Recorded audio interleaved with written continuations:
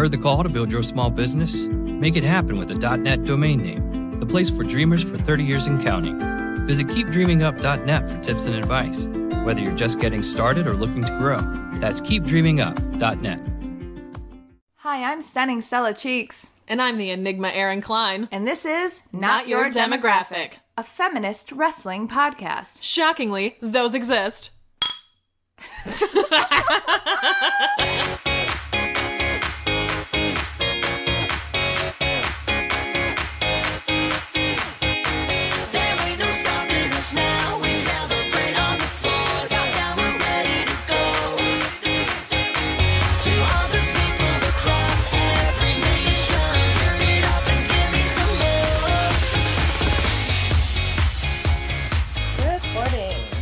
Right.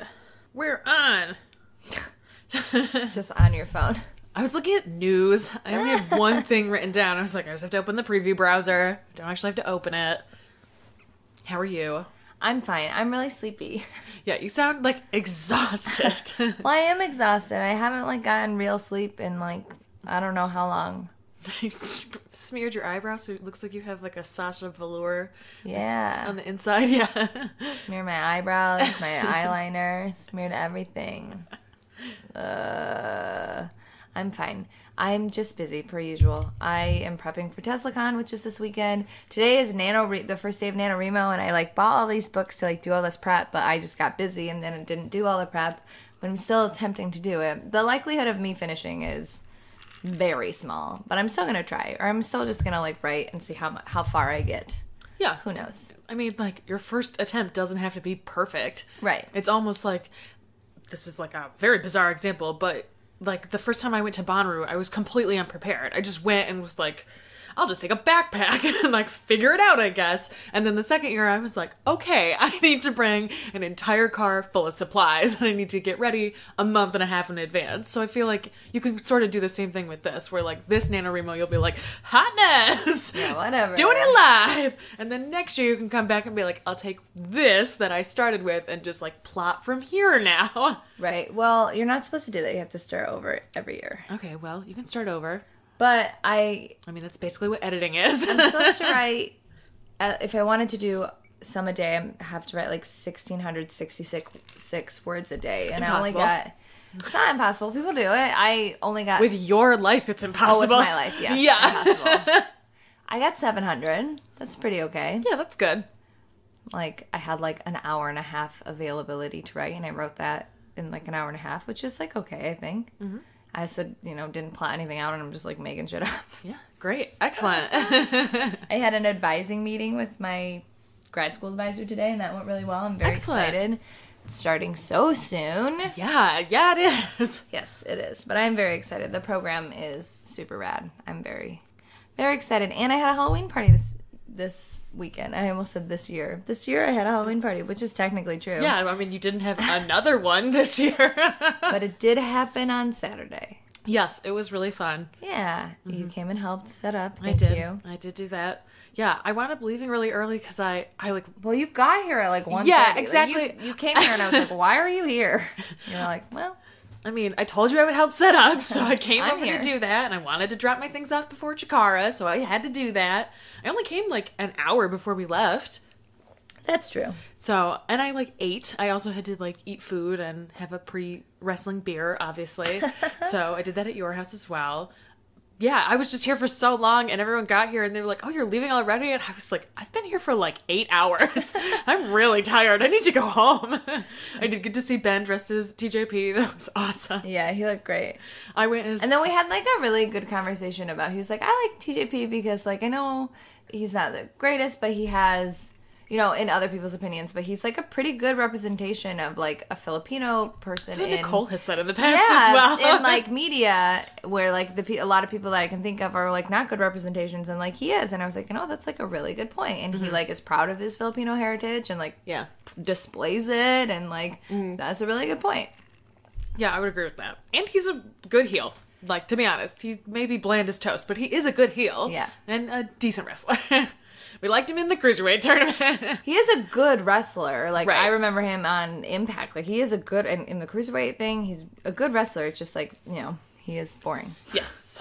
Yes, then Yeah. there was that whole MRA stint. Yeah, which seems better. Yeah, I haven't noticed anything. He's been around for a minute and I haven't noticed anything, so I'm like willing I don't to pull back on actively that. follow him. Yeah, true. I'm sure it's fine.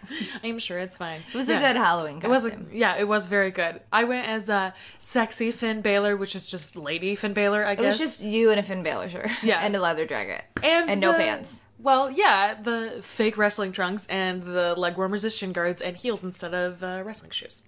And I put my hair in demon pigtails. Didn't take a single photo. No one took any photos. I asked a bunch of people and I was like, I don't think we took any pictures. Didn't take a single one. I was like, I must be an adult now. Like, I put minimal effort into my costume, but it looked okay and like would have been fine. You gotta put the glass down. I know, I'm like rattling all They give me so much ice. I was like, oh, okay. But I was like, I didn't take any photos, and that would, like, never have occurred to me in the past. Like, oh, you don't take photos of your Halloween costumes? We had 4... I took a ton of photos this year. I know. You took a bunch of good ones. Your costumes are always good, though. Well, there was the year that we did Bugs and Lola, and my wig didn't come, so I was like, we're not doing this. We're not taking photos. We're actually going to do Bugs and Lola next year, because I don't want to spend any money on costumes, because we'll be saving for the wedding and whatever. But I was like, we didn't do Bugs and Lola right, and we didn't get any photos, so we're going to redo Bugs and Lola. Good call, good call.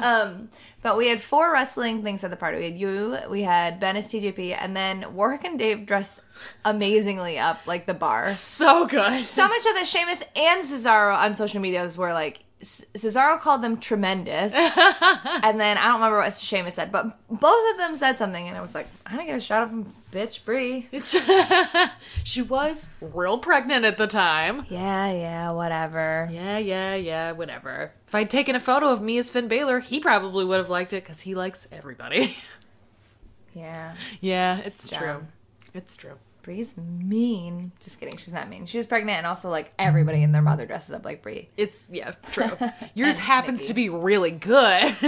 It's just that... Because I also use it to perform. Though it is now, because the woman who made it, I don't know why, but she made it out of, like, pleather, and yeah, it's in a the weird act, material. It's weird, and in the act, I, like, obviously just dump a bunch of alcohol over myself, so it's got, like, pleather stains. I don't really know how to clean pleather. Yeah. So it's a good thing I just don't do that often. Yeah, I because guess there was so. that time that my wine bra exploded, right? Yes. I remember. Before I went on stage. So I was just covered in liquid. Yeah, I remember that. Man, that was a shit show. That was a great time. That was a great performance, though. It, like, fit really well. It was fine. I watched both of the videos. The first one was, obviously, it was just better because I, like, wasn't freaking out. Like, my wine bra is broken and I forgot everything and I don't know what this act is. I'm just going to steal everybody's drinks from the audience and fill time and then lay on the ground because I got ready too early. Or I took all my clothes up too early. Just lay on the ground. I'm done.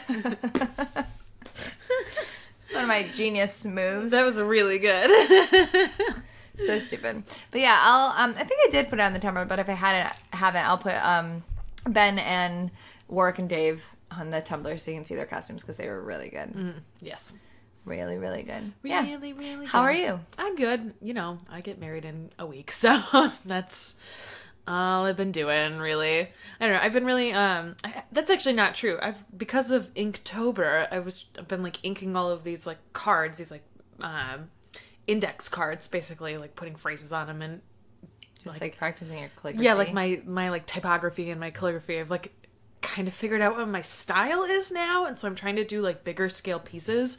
And my work is weird right now, where we're like hurry up and go real fast, and then I have like 20 minutes to do nothing, and then like hurry up and go real fast again. And so I've been working on them while I'm at work in like these weird bursts, and so I've been like really excited about them. Maybe you should do NaNoWriMo. Right? No, I don't want to write. That's why I like Inktober. I'm like, I created a bunch of stuff and I have no idea what to do with. So I wanted to say it on air because if you want to order a koozie or a button from us, I'll throw in some of my Inktober cards. I'll create like a Google form so that people can like just fill it out and then PayPal us. But yeah. We have to order more buttons. Yeah, we do. I have some. Whoops. But we do have a fuck ton of koozies. Yeah, we do. But it's like kind of not fair because you have to order one, but if we see you, we'll just give you one. But like, sorry. If you Basically, you're paying for the postage is what it feels like. Well, you're going to pay more for the postage. You're paying for the postage and also for me to go to the post office. Well, yeah, for the labor. Yeah, so you're paying the shipping for and the handling. For the koozie. Yeah, you have to pay for the shipping and handling of the koozie. That's what that is for. I keep picking up this drink with all this ice in it. Yeah, you need to stop. I know. Sorry. What wrestling shirt are you wearing? I'm wearing my brand new Chikara shirt that I got at the show on Saturday. I was like, what fucking day was that? I wore Saturday. mine like 2 days in a row. I was like, I love this shirt. I don't know why. It's not so comfortable. It's comfy and it's like simple. The design, I don't know. So comfortable. I was happy. It's also in extra small and it fits me really well. So I'm like flattered. Thanks, Chikara. Oh yeah, mine's like a women's medium, and I'm like, ooh. I know, right? I was like, medium. This is really wrong sizing, but I appreciate it. Yeah, it was funny because Vlad was like, $10 sweatshirts and t-shirts, and then you went over there and she was like, they're not $10, they're $10 off. I don't know what he was talking about. It was funny because so many people were like, $10 sweatshirts, and she was like, no. Yeah, it was too good to be true, because it so literally funny. was too good to be true. But I did get a Jakar shirt for $10, and I was like, absolutely, I'll give you $10 for this amazing shirt. Yeah. So I made sure to wear it today. I see that you are wearing another very comfortable wrestling shirt. Yeah, I think the theme of today is just wear comfortable. I'm wearing my Wrestling is Forever, the most comfortable shirt I own. So comfortable. I want to get another one in black, the color that you have, because I have the gray one. They're so comfortable. Well, we went to a friend's house last night for her like little Halloween shindig on Halloween, and we both just wore kangaroos, which are like so comfortable. And I was like, I woke up and I was like, I still want to be comfortable. I'm gonna put on this shirt. Yes. Want to be comfy. And also, like, I'm such a like nerd mark that I was like, I'm gonna go meet with my advisor. I'm probably gonna have to talk about the podcast because like why I got like what I want out of this program and whatever. And so I was like, well, I gotta wear a wrestling shirt. Also, it's podcast day. I have to wear a wrestling shirt, but I want to be comfy. I had like a lot of thought about what I was wearing today. I think that you did a great job, honestly. It's really just a t-shirt. You're wearing a black comfortable t-shirt with a black zip up, and I'm wearing a red comfortable t-shirt with a red button up. These are like our truest colors. Black and red. Yeah, you wear a lot of red. I do wear a lot of red. It looks good on me. News. Nikki got eliminated in a double elimination. She got 29s 2 weeks in a row. And this dance wasn't the best, but the jives never get high scores because they're not as like appealing as like a dramatic waltz. It's like when they do tap on So You Think You Can Dance. Yeah. Like, it's cool, but you have to be like phenomenal at it in order for people to be like, wow, that was real good. So with contemporary, they're like, she should have got eliminated, but there was a double elimination. that's how they do it. Her They're like, we gotta Vanessa get rid of went this home. bitch. Double elimination her ass. Vanessa should have gone home, but she shouldn't have gone home. Well, that's why Bullshit. Poor Nikki. Well, this was good for her. A bunch of men are still on the show who are fucking awful. Yeah. The thing with those shows, it's like, when you watch a dance, you watch the women dancing. Mm-hmm. And so when the male contestants are on, you're like, oh, that lady did great. Yes. Mm-hmm. And this guy didn't fall down. Uh-huh. So, like, the women are, like, just like everything, are, like, disproportionately judged. Absolutely. Have to be Bullshit. twice as talented and get half the respect for it. It's fucking garbage. Anyways, Nikki should still be on. I'm mad. Yeah. Total Divas premieres tonight. Yes, it does. Thank God, no more Total Bellas, because this season... Fuck JJ. Fuck JJ. He just ruined the whole show. He really did. Also, I'm really excited to see Naya and Carmella and Alexa on it. Yeah, I'm really excited to see Naya on it. The like clips that they've shown, I've been like, yes. I just want to Big know fan. more about all three of them. I feel like we know so little about all of them outside of wrestling that I know that this is a super scripted show, but it's interesting to see what storylines they pick. Like, it is very telling. Like, they do get choices and are given like 3 or 4 storylines to choose from. Like with Renee, it was like, go do something you would never do, and so she went to a fancy restaurant with Dean. Like, they do that kind of stuff, and so seeing what they pick, I think, is really interesting. Like, the fact that JJ picked I'll have marriage problems and fix it with a ceremony is very telling of who he is as a person. Ceremony where I was like being a dick. Yeah, I was still a dick about it. Like, it's very telling the kind of stuff that they'll agree to do on television. Like, I think it's really interesting. So I'm interested to see what kind of storylines they pick for themselves. And I want to know more about Alexa. Are we going to see her be a super Disney freak? What's going to happen here? I have lots of questions. We're going to see her Australian husband, fiance. Fiance? He is very good looking. He's Murphy, right? Yeah, he's the one with the curly red hair. Blake, Murphy, Texas, Australia. Both garbage. Just kidding. Just kidding. Vast swaths of desert in both, I guess. You could just, like, leave anybody Full out of there. criminals. Just kidding. When there's a lot of desert. There was a cool thing where 2 women reporters at BuzzFeed did, like, a week as WWE superstars, like, trained by Charlotte. It was fun. It was very, like, obviously, like... It's a fluff piece. It's a fluff piece. Like, they weren't like, we don't have health insurance and my back hurts. If you get injured in the ring, then you get treated. So you have to make sure you get injured in ring. Unless you're Randy Orton. Which, I get it. There was a shot in SmackDown last night where they showed Randy Orton and I was like, man, it really just looks like somebody hit you in the face with a frying pan. Yes. So you got a real flat face. It's very snake-like. It's like Voldemort flat. Frying pan flat. Spud left Impact. Yep, that was the only piece of news I had. I, have been watching, like, on and off, but, like, he hasn't been on TV in a long time. Yeah, that doesn't surprise me. So I was like, there's so many people who are, like, leaving Impact. And I'm like, well, weren't you already gone? Except for Taryn Terrell, who was like, I'm in the middle of a very big storyline for Bound for Glory, and I'm gonna leave. Which is hilarious to me. Okay, bye. And they addressed it in, like, a throwaway line. And they were like, nah, Taryn Terrell's gone, so it's now a 3-way. Whatever. Naito's Pay touring, me or I'm gone. Naito's touring the U.S. indie scene, so That's exciting. he'll be sleeping in indie rings. Right? That's what he does. He, like, lays down. Tranquilo. Sleeping. I know what he does. He's like, I know what he does. I've never heard anyone describe it as sleeping, but yeah, I guess you're right. Tranquilo. He'll be relaxing. He'll be Just lounging in wrestling rings.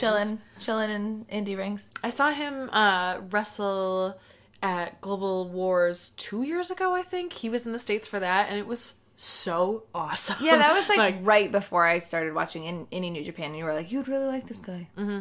Yeah, I remember we went. You were also at that Global Yeah. Wars, and I remember afterwards you said that you were like, "Oh yeah, I get it. You said that you'd like this." And I get it now. It's like, oh yeah, that's right. This dude's amazing.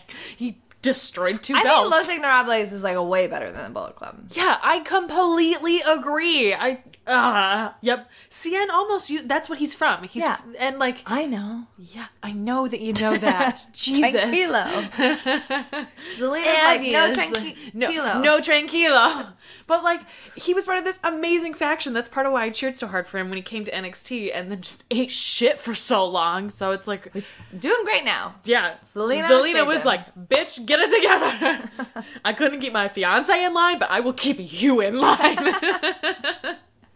And then the big news of the week is that there were 3 releases, 2 that were sad but not surprising, and 1 that was shocking. Yeah. Let's start with the least surprising. Summer is gone. I'm not surprised that Yeah. she's gone. I'm sad. Like, it sucks. I don't think that she gets credit for how much work she put into where the women's division is now. Agreed. Like, she worked really, really hard for being of the same class as the Bellas, where she got hired for being very pretty. But she also did a lot of stuff in NXT with, like, Yeah, Charlotte she's like the Mean Girls. and And Sasha. Yeah, so, like, she, like, helped bring up 2 of the best heels in WWE history of the, like, modern women's era, and she gets no credit for it. Also, like, her storyline with Dolph and Rusev and Lana was garbage, but she was great, and transitioned that into a partnership with Breeze, which was excellent. The honestly, whole thing that was whole good. storyline was terrible for so many reasons, but I thought that everyone in that storyline except for Dolph did a good job.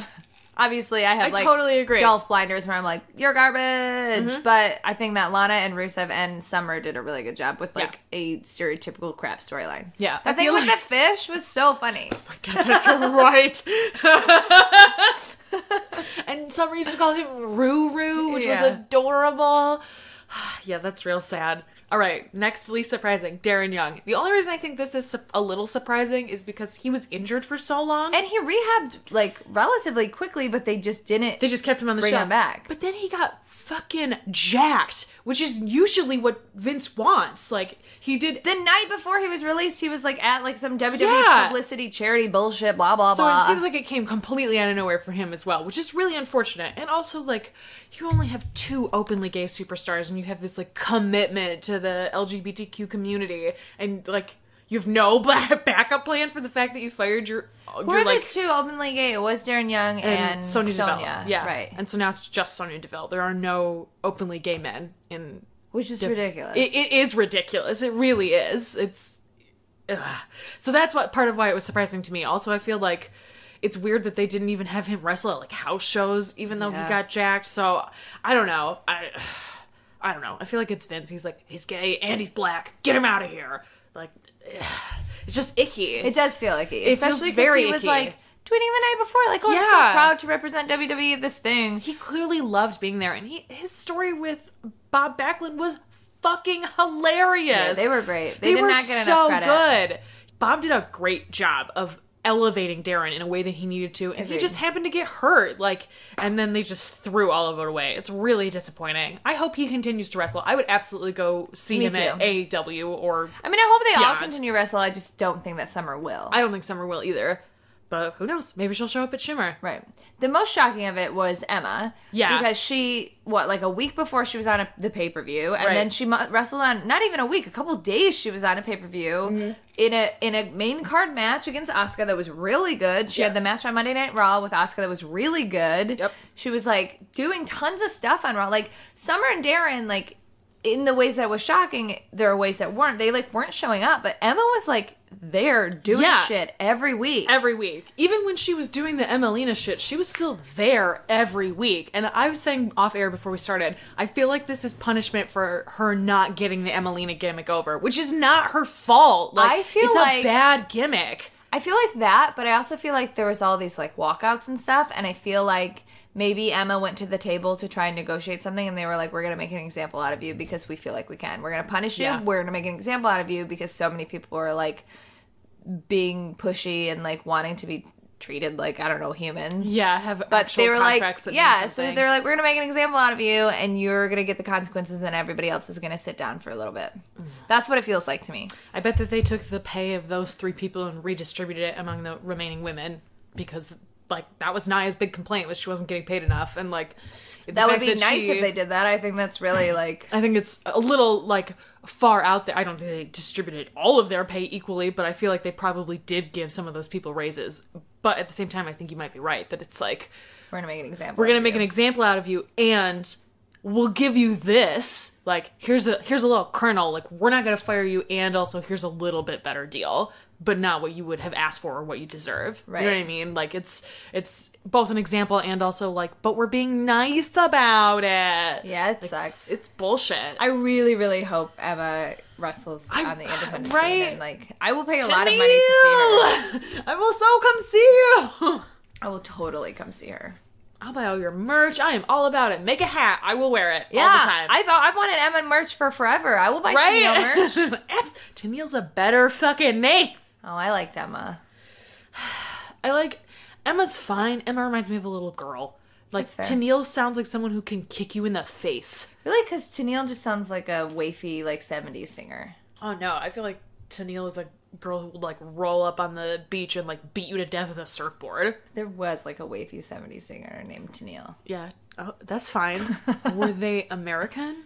American Tennilles, wavy hippies. Australian Tennilles, beat you to death. I don't know. Are there Americans named Tennille? I feel like that's an Australian name. I don't know. I don't know. I'm making broad generalizations. Broad strokes. Paint broad strokes, everybody. Australia tonight. Just lots of Australian opinions. There's a lot of desert there. We don't know. We both went to the 2 p.m. Shakara show. Yes, it was fun. It was really fun. The match that I liked the most, the main event was Dasher Hatfield and Moose, and that was fun because I really like Moose. But the match I enjoyed the most was the Carnies versus the smelly guys. The gross guys. What are their names? I don't know. The Vagabonds? Maybe. You get it. Cromwells? They're disgusting. Everybody gets it. The Victorian gross guys. Yeah, the people who watch Chikara are like, yeah, we get it, those guys. But that match was so good. It was so much fun. So entertaining. Like, yeah, I really enjoyed it. I'd never seen the Carnies before. I'd only seen them online and was like, I don't get it. And I get it now. They're very cool. All 4 of them wrestled really well. They told a story really well. It was really funny. There were like some really impressive moves. Like their physical comedy was all really good, but felt appropriate. It was like funny, and the physical comedy was good, but the wrestling was also so good. Yeah, exactly. Sometimes it's like one or the other. Yeah, it was really good. It was called Deep Breath, so that's the one that we saw. Vlad ran into the ring at the very beginning, out of breath, and made a great joke about it later. Yeah. Like, forgot to tell you the name of this card. It's contrary to what I was doing before. Deep Breath. Yeah. Like, yes, that weird name. I was printing my tickets before I left, and Michael was like, what the fuck does this name mean? I was like, I literally couldn't tell you. I have no idea. They're Doctor Who titles. Is that what it is? I'm 99. I think this year is Doctor Who titles. Because I was, because one was like A Good Man Goes to War. I'm not a deep enough nerd to know the title. I barely know the titles of X-Files episodes. I do not know the titles of Battlestar Galactica episodes. Oh, and I have a big-ass tattoo of Battlestar Galactica. Yeah. I have a tattoo of Doctor Who, and I know the titles. Yeah, well. Yeah, they're definitely, okay. They're all... Except for, like, King of Trios and things like that. Well, but, like, yes. Yeah. Okay. Because, Deep Breath, and then it was Good Man Go to the War, and the next one is Silence at the Library, which is such a good episode. Oh, the last one is called Closing Time. You guys all love Doctor Who. It's true. I mean... I hate this tattoo. I was just gonna say, you just said you have a Doctor Who tattoo. But for how long? I get it covered in... the 23rd of December. That's exciting. Yeah, I know. I hate this tattoo. It's such a bad tattoo. It's fucking awful. I know it's terrible, but it is a little hilarious that it's also a cover-up. I know. This will be my second cover-up. This will be the 5th time I've been tattooed on this place. It's bizarre. And I have to do the session in twice, so I will have been tattooed 6 times on this area and will have had 3 laser removals on this area. It's cursed. I'm really, like, hoping. The artist I have is, like, an amazing artist. She did Ray Ray's tattoo, and I, like, follow her online, and I'm very confident in her abilities. Did a lot of research. I'm very nervous because I hate this tattoo so much. Ugh, I feel so bad that you hate it. I have a lot of tattoos, and there are some that I don't love. This one I hate so much, and it's the one that I can see the easiest. Yeah, if this was on, like, my leg, I would be like, whatever, it's trash, but I never get to see it. But, like, I see it every day, in every photo. Like, I see it all the time, and it's such trash. Yeah, I get it. I totally get that. I have the one on my hip, my first one. I, like...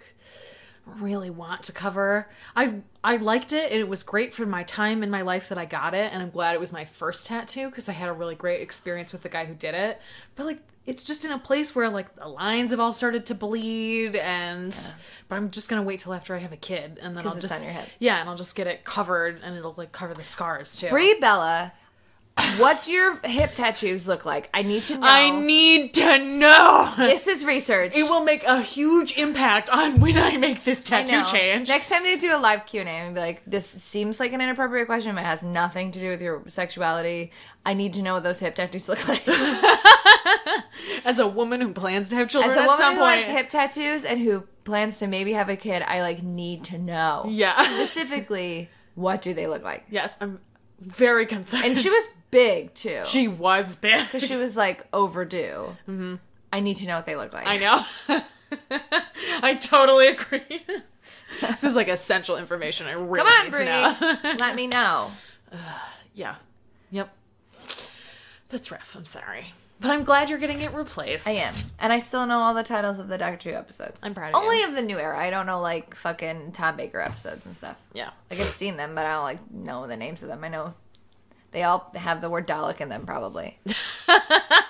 That's my guess. All right. It's a pretty solid guess. It's a solid guess. Bound for Glory is this weekend. There was, like, no women's matches last week. Their, go home show is Thursday. Yeah, they burned their load with Taya and Rosemary. The week before. Laura Van Ness was just, like, hitting on people in the crowd, though, which was great. Just gave champagne to... She almost did. She was like, too young. You're too young. Giving alcohol to a kid. That kid wanted that alcohol. Yeah, he was I don't care about you. I want this alcohol. Oh, man. So we went to our friend's house for this, like, Halloween cocktail thing. So, like, she has us over on the night of Halloween, even though it's, like, a weeknight. Like, it's a very low-key party, but it's really nice. She lives in, like, more of a residential area of the city. And her next-door neighbor, who was, like, 8, 9 maybe, she was like, yeah, he has a crush on me. He kept changing his Halloween costume. He came over, like, 8 times. Oh my god. And, like, she gave him candy each time because she was like, I don't care, it's funny. But he came over as, like, Scooby-Doo, a school kid, which was him with a backpack on, like a ballerina, which was just him with a skirt on. Like, he came back, like, 8 times. It was insane. It was so funny. That's cute. It was so funny. Halloween. It happened. Halloween. Kids. Halloween's great. Costumes. Mm-hmm. It's true. You didn't watch NXT. I didn't. I was very busy. I was also very busy, but I watched it. Yeah, well, I don't know what you want to tell you. Terrible. William Regal at the beginning addressed the audience and we're like, I'm going to give Nikki Cross another shot because she basically got the match, like, stolen from her. So she'll also be in the Battle Royale. Spoiler alert, she won. It's like, obviously she's going to win when you say that at the top of the show, right? Right. I was looking at the splash card, like, who the fuck is going to win this? Yeah. Oh, okay. Yeah. Oh. And then he made a match for AOP versus Sanity next week, which means tonight. Mm-hmm. So they're having their rematch. The episode opened with Birch and Oni as a tag team. I told you. Good. I called that shit. Versus... Good. They don't know what to do with either of them, so put them together. Football players. Tino Sabatelli or whatever and Riddick Moss. They unfortunately won. So, really? Yeah. Well, it was actually a fine match. Their faces, they need to, like, build up and work together because they were enemies who are now united. Danny Burch and Oni Logan are faces, but the bad guys won. No, that's what I mean. Yeah, Through defeat, they will be united as faces. Yeah. So, like, storytelling-wise makes sense, but also, like, fuck those dudes. Yeah, they're usually the jobbers, so, like, I guess it's fine that they gotta win. Whatever. Don't break anyone else's neck. The Women's Battle Royale happened. It was really fun. The order of elimination was the Brazilian girl, Tanara, I think is her name, because she immediately got eliminated by Nikki. Obviously, she was like, bye. There was a break, then not anybody was eliminated. Then Rhea Ripley, Zeta got eliminated pretty back-to-back. Then Dakota Kai got eliminated pretty early on. Oh, shit. Yeah, pretty early on. And Aaliyah got eliminated. Vanessa Bourne got eliminated, and... Ooh, what does that even say? Wait. Oh, I know. Beckett. Sage Beckett. Oh. Sage Beckett got eliminated. She got eliminated after Dakota Kai? They all... Dakota Kai, Aaliyah, Vanessa Bourne, and Sage Beckett all kind of, like, went back to back to back to back. Okay. Santana Garrett was eliminated. Abby Lace was eliminated without, like... Any kind of fanfare? Any kind of fanfare at all. That's weird. Sarah Logan, so same with Sarah Logan and Lacey Evans, kind of. And then when it started to, like, kind of get down to, like, the people in the match, it was Candice, Mercedes, Bianca, Billy, and Nikki. And that's when it was kind of, like... Okay. I guess Lacey Evans was in that, too. But that's when it became, like, who's gonna win? Like, they kind of got everybody else out really quickly. Oh, that girl with the cowboy hat. I don't remember her name. I think she got eliminated on a commercial. I don't remember her getting eliminated, to be honest. I don't know who that is. Yeah, I can't remember her name. It starts with an R. Rhea Ripley. No, Rhea Ripley is I know, Australian. she's Australian. I don't care for her. That's why I said her name. Is it because she's Australian? No. It's because her kick was sloppy. I know. I just we're shitting on Australia today. I don't know why.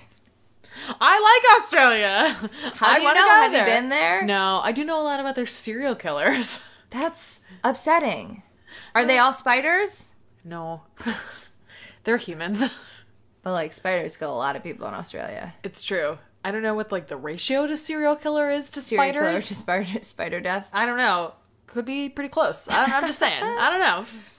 Candice LeRae eliminated Lacey Evans. Lacey Evans had a new hairdo. It was in a ponytail and all crimped, and it actually looked really good and was not distracting. And also gave, like, volume to her, like, this is my real hair, so it's not fake and fluffy hair. Yeah. Mm-hmm. It looked really good, actually, and was not distracting at all, and didn't, like, fall down. It was just, like, hair. Good. Thank God. Yeah. Because our complaint before was that her hair is really distracting when she just wears it straight down, and we suggested she wear it in a snood, which she did, and it still didn't work. Like, something, like, it was fine, but it didn't look like wrestling gear. It just looked like I need my hair out of my face. Right. Which is weird because I feel like a snoot is very intentional. And it just, like matched her wrestling gear. Right. It just didn't work. I don't really know why, but so that's good. I'm glad that she's like found something. I like her. I like her story. I like her like background. Yeah, and I think she's like a pretty solid wrestler. Absolutely. For somebody who's like a straight out of the performance center, like came from a completely non-wrestling background, like she is doing very good. She reminds me a lot of Billy and Peyton at the beginning, where it's like Even though Billy and Peyton came from a wrestling background. Well, no, but I mean, like, you get into the WWE style and you recognize that, like, you're really green for this place that you're in, but you're clearly growing really well. Like, Dana Brooke is another great example where, like, she didn't come from a wrestling background. I think she's a better example, actually. She didn't come from a wrestling background. She learns every time she's on TV. She continues to get better, but she just needs the space to grow. And, like, part of that is developing your look and figuring out, because, like, your wrestling can be great, but if your look is shit, it's super distracting. It can really take away from you. So I'm glad that she's, like, moving in the right direction. Yeah. Candice LeRae so Lacey Evans was eliminated, and then Candice LeRae and Bianca started fighting, and Candice got up into the corner and was, like, going to jump on Bianca, but Bianca got her, and Bianca, like, power lifted her, like, over her head. Dope! And, like, threw her, and it was so impressive. Like, Bianca is so cool! Like, ripped. Like, she doesn't have to flex, and you can see all of her muscles, but it was cool to see her just, like, lift Candice and, like, throw her out of the ring. That was awesome. So then it was Mercedes, Bianca, Billy, and Nikki.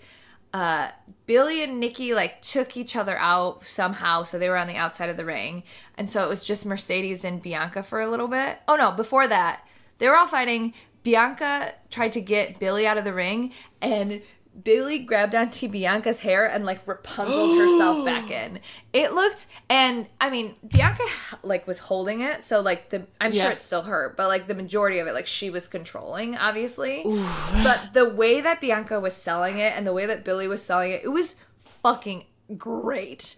It was so good. And then Billy gets back in and she, like, did, said something funny Billy wise and was like, oh, to, like, Peyton on the outside, which was great. And then Nikki and Billy, like, took each other out under ropes or something, so they were on the outside. So then it was just Mercedes and Bianca, and you just got, like, a 2-minute Mercedes Bianca fight, which was awesome. Cool. It was so cool. That's very cool. Elle on Hard Times Pod made a really good point that, Abby Lath and Sarah Logan got eliminated without fanfare, and Mercedes was in it for a long time. And while Mercedes is amazing, and it was great to see her, and she put up a great fight, and it was a good story, like, she doesn't have a contract, and Abby Lath and Sarah Logan do. Yeah, I was thinking that same thing. It's weird. Weird that she lasted so long. Like, Candice was in there, like, kind of the appropriate amount of time for somebody without a contract that people love. But, like, it was, even though I like the way that match happens, that I feel like that's a good point. Though at the same time, I feel like it does make sense to elevate someone who doesn't have a contract, because you kind of know they're not going to win, so you let them get so far that it's like, what the fuck? Why is this happening? And so that person helps to elevate the person who does win, because then they get the impact of, like, this person went so far that we believed for a second that this non-WWE but I feel person like win. They should have had something else to do. Yeah, I mean... But yeah, fair. And it may have also been the last time they got to use Mercedes. That's true. Which, if that is the case, it makes a lot of sense that they would want to be like, we will court you and we will show you the, like... If you come back, we will do a lot for you. Because, like, Mercedes is old is not the right word. But she has been wrestling forever. Yeah, she's been around for a long time. So, like, regardless of what her age is, like, she just has a lot of wear and tear on her body because she's been wrestling fucking forever, which is why she's phenomenal. And so I feel like part of what WWE is doing is, like, please? I think she would sign a contract if they offered it to her. I think they did offer it to her, but she was the Shimmer champion at the time that she did the Mae Young Classic, and That's true. It's worth it to stay on Shimmer to get all the residuals from the DVDs until her run is done there, and then sign with WWE, which, like, super possible. She could come back and do a whole thing with Shayna Baszler after they force the fucking 4 horsewomen down her throat. Like, it's a great place to take her afterwards, and it gives Mercedes time to, like, close out her indie stuff. And again, she's in her 30s. Like, why not go to a place where you can get the recognition you deserve and have said you deserve for a long time? Like, yeah, we'll see. Especially at the end of a career, it's a great way to finish it. It was really cool because Bianca like wrapped her hair up and was like, "I'm gonna throw you out, Mercedes, and you're not gonna be able to grab my hair." It was just like a good storytelling moment. Oh, Yeah. also that's why Billy was out, because Bianca just beat the shit out of her with her hair. I saw those She photos was just that like, Billy "Ah!" posted. Yeah. She'd like gashes. Yeah. Like she beat the She beat the shit out of shit. her. And Billy sold it like, I mean, I don't know how much of it was selling and how much Billy was like, holy shit. Oh my god. But that was cool. Peyton was like, I'll put a salve on it. It's okay. So Mercedes and Bianca get they're standing on the apron of the ring and fighting each other, and then Nikki comes out of nowhere, knocks them both out, eliminates them both. Then Billy comes behind Nikki like she's going to eliminate her, but then Nikki grabs hold of her knee and like fucks her knee up and gets Billy out. So it's Nikki won. So the Fatal 4-Way at Houston is going to be Kyrie, Nikki, Ember, and Peyton. And they had like all 4 women come into the ring, and like Peyton got in Nikki's face, and it was like a really good like 4 of those 4 in the ring with Regal just smiling with the like, he's like, I did a good job. This is going to be a good match. Regal is great.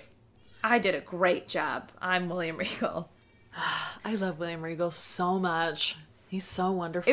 It was really good. I very much enjoyed it. There was a backstage segment where like Drew was leaving his home. He was leaving somewhere, whatever.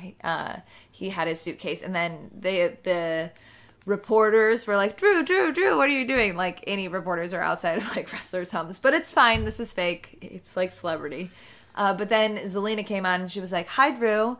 Where the fuck is Cien's match? And Drew was like, look, bitch, if you have him come talk to me yourself, then we can get this. You know, I'll give him a match, but like, as long as he's being a pussy, I don't care about you. That's not what was said, but like, that is close. Close enough. And then she was like, whatever, ho, I'm out of here. And then actual words. And then the like reporters were like, Zelina, what do you have to say? And she goes, I'm not here to talk to you, and like walked away. She's so good. She actually did say that part. She's so good. She's so good. And the main event was Cien versus Strong, and it was like a good match, but at the end, Zelina and Cien like went up and like took Nigel McGuinness's like, you know, microphone or whatever, one of their microphones, and just like talked into it. And she was like, my client will meet you in the ring next week, Drew. And then Cien was like, I'm not afraid of you, or whatever. Excellent. I'm so glad. And then Undisputed Era was like, Roddy, here's an armband. Join our group. You keep losing. We'll help you win. He was like, but I'm a good guy. I have a baby now. For now. For now. The good guy part, not the baby part. You're a baby for now. There was also a segment where Aleister Black came out and he was gonna do a match, but then he got attacked by the Velveteen Dream in like a weird like Canadian like tuxedo, which fine, whatever. And then Velveteen Dream He's wearing a lot of denim, is that what you're saying? Yeah. Okay. wrapped Aleister Black up into the rope so he couldn't move, and then was just slapping him and being like, say my name, and Aleister Black would just take the slap and like stare at him like, I'm not gonna say your name, you bitch. But then he got out of the ropes and tried to black mass him, but Velveteen Dream went away. Like, this storyline they're building, they're doing a great job. Great job. Super good. I think it's excellent. I also am like, you know what? Honestly, at this point, either of them can win. I feel like if Velveteen Dream wins, it's going to be... It will elevate him. It'll elevate him, but I also feel like they're telling... Aleister Black has not lost. Exactly. So I feel like it will elevate Velveteen Dream, and will probably be done in a smart way, where it's like, it's because of shenanigans, or because like I need to be recognized in this way that he wins, and not like... in a normal match, Aleister Black would beat your ass, because then they can do the second one and Aleister can win. It could be like, well, Velveteen broke his streak, but he's still the dominant one once you get to the end of it. Right. Though I don't know that they would do that at a takeover. I wonder if they would maybe they'll like do the classic Velveteen Dream looks like he's going to win the whole time, and then Aleister Black masses him and wins at the end. Maybe. Both of those, I would be fine with either of those, honestly. Like, I did not think I would ever get to a point where I'd be like, Velveteen Dream, sure, beat Aleister Black. I'm fine with that.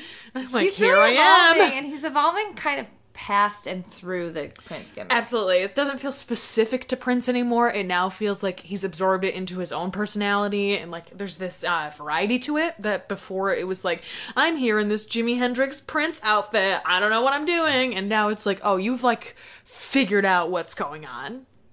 Making a terrible face. I just looked up Billy Kay's arm after Bianca. Isn't it awful? And Bianca just said, don't touch my hair. Yeah, bitch, don't touch her hair. Don't touch anyone's hair. Let's get real. This is like the wrestling version of like, don't touch a black woman's hair. She would literally also cut don't your arm. ever do that. Literally never do that. Just don't touch people you don't Don't know. touch people you know, but especially because black women get that a lot. I kind of like knew that instinctively, get harassed but for like, oh, your hair's so different than mine. It's exotic. Don't use that word. It's really offensive. Anyway. Raw. I gotta be honest. I watched Raw. That's heavy quotation marks. It was on. I know what happened.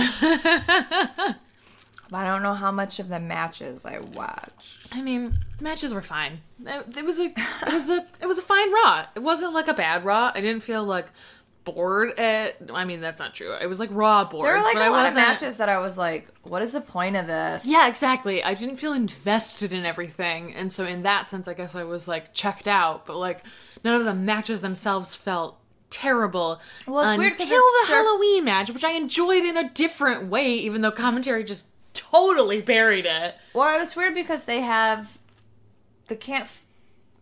build to Survivor Series is different because you can't like face your opponent. Right, exactly. And that's like what they rely really heavily on for literally every other build. And so it's weird to watch them build this and be like, well, we can't have people on teams fighting with each other.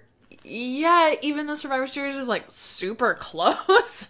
And so I guess they're like, I guess I appreciate that what they're doing seems very Raw versus SmackDown, wherein like usually it feels like there's discord inside of this team and that's why this is happening. Like it does feel very Raw versus SmackDown, but it makes the individual episodes feel like, what are we doing here? Yeah. Kurt Angle like apologized to the whole roster, and then Stephanie McMahon came out and was like, bitch. Did you see Finn check her out when she came out?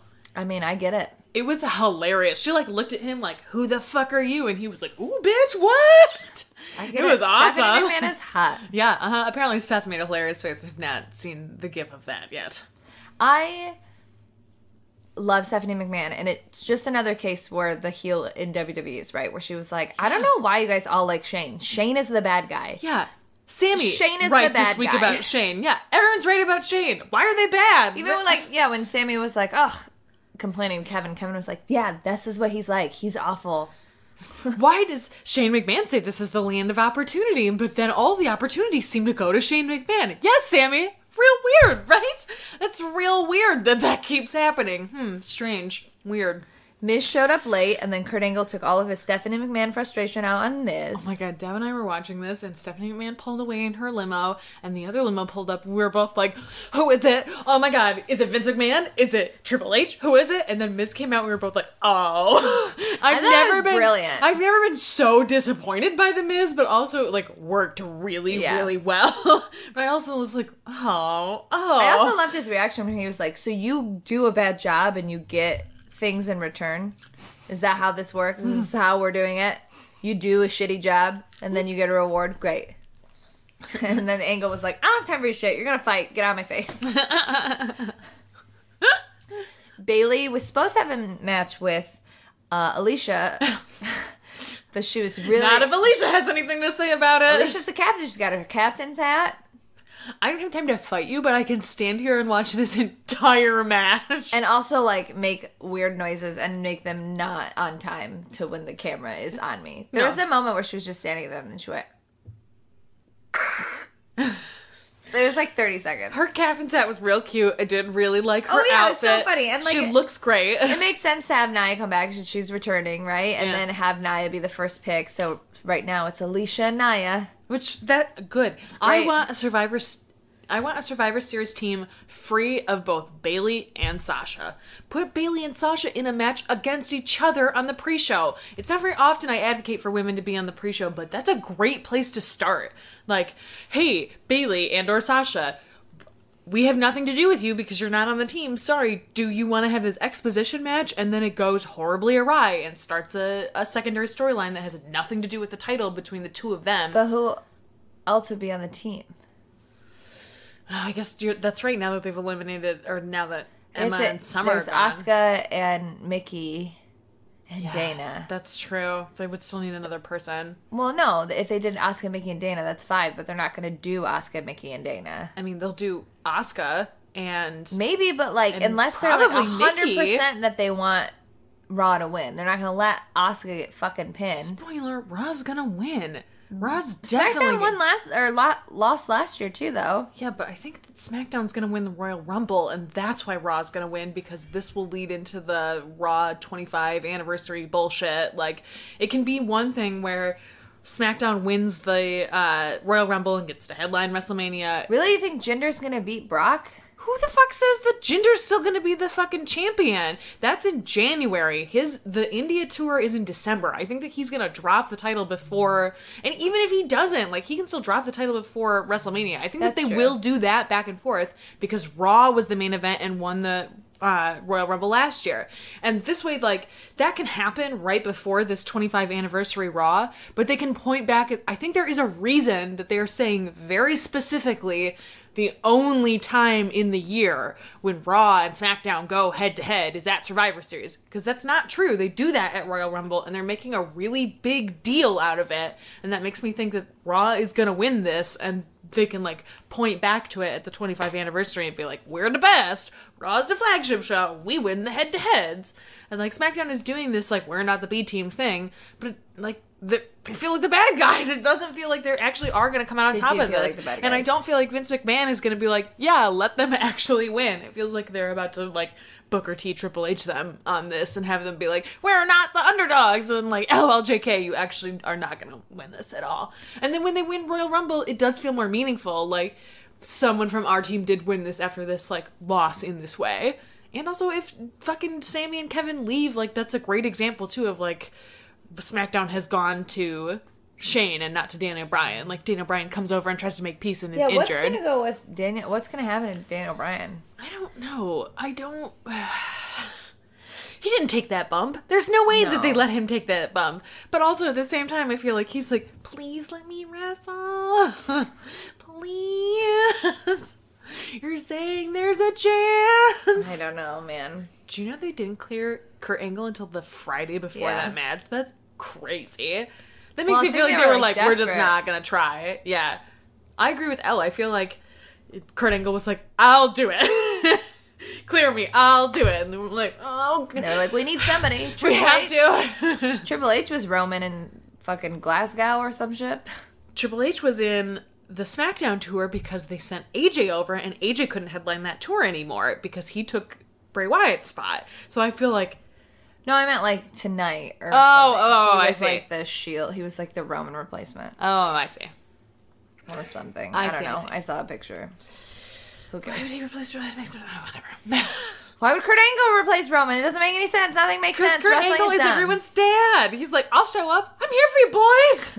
Triple H is like, I'll murder you in your sleep. I fought both of you individually. But he's also kind of their, like, dad. He's like their mean dad. He's their very angry biological dad who moved away and was like, I'm going to Australia. I don't need to see you ever. Fuck Australia. Fuck you. And I'm like, fuck Australia. Joe came out and was like, I want to be on the women's team. He came out. I like how Nia and Alicia were both like, what the fuck? I thought he was going to attack Sasha for a second. I wish Nia had, like, stepped... You mean Bailey? Yes, sorry. Bailey. I wish Nia had, like, stepped to Joe and was like, what, bitch? What, bitch? You want to get in my face? I will end you. I am taller than you. I will end you. Samoan on Samoan. Murder each other. We may be vaguely related. No, Joe's the one that's not true. related. You're right. He's not in the Joe's family. the one that's not. He's like the only one. Samoan that's not related to them. That's why he gets it in his name. Yeah.